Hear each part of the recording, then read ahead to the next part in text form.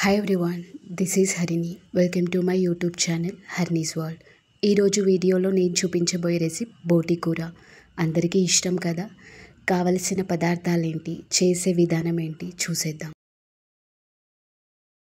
మామూలుగానే మటన్ చికెన్తో పోలిస్తే బోటీని అంతగా ఇష్టపడరు కదా, కానీ సరైన పద్ధతితో చేసుకుంటే మటన్ కంటే కూడా బోటీ చాలా బాగుంటుంది.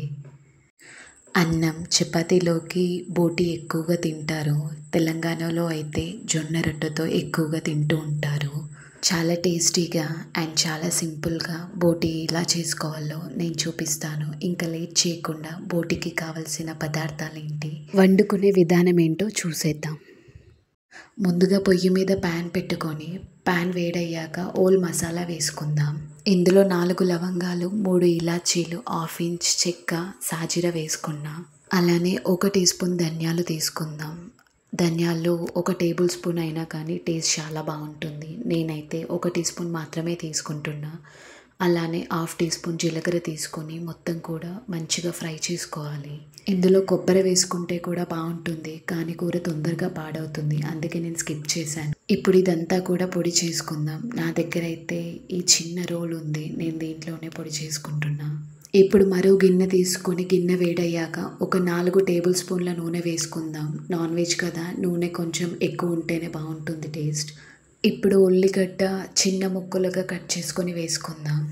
నేనైతే మీడియం సైజులో ఒక 3 ఉల్లిగడ్డలు తీసుకున్నా.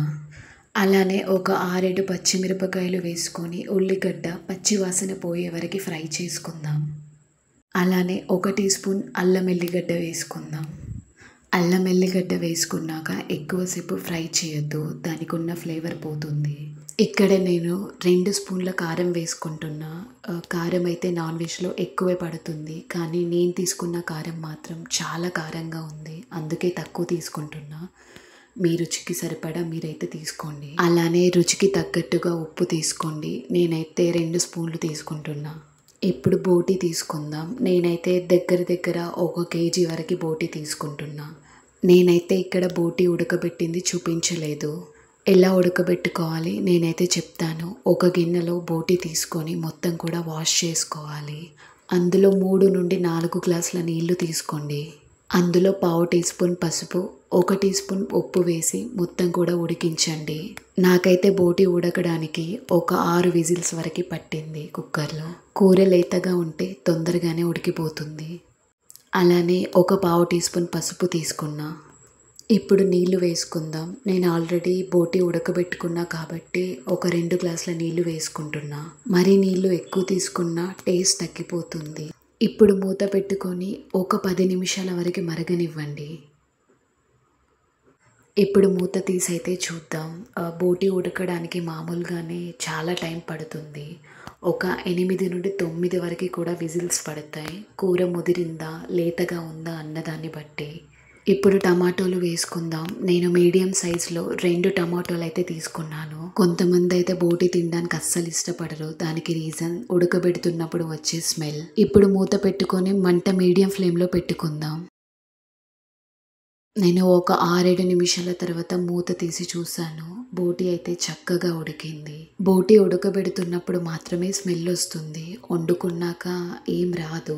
కొంతమంది ఉడకబెడుతుంటే వచ్చే స్మెల్ వల్లే ఎక్కువగా తినరు, కానీ వండుకున్నాక చాలా బాగుంటుంది. ఇప్పుడైతే ఓల్ మసాలా యాడ్ చేసుకుందాం. అలానే ఒకసారి మొత్తం మిక్స్ చేయండి. మసాలా వేసిన తర్వాత ఎక్కువగా ఉడకబెడితే దాని ఫ్లేవర్ పడిపోతుంది. ఏదైనా మసాలాకి ముందే ఉడికించాలి. ఇంకొంచెం ఉప్పు యాడ్ చేసుకుంటున్నా, నాకు కొంచెం తక్కువ అనిపిస్తుంది. ఇప్పుడు మూత పెట్టుకొని ఒక 5 నిమిషాలు మంటని మీడియం ఫ్లేమ్లో పెట్టుకొని అలా వదిలేయండి.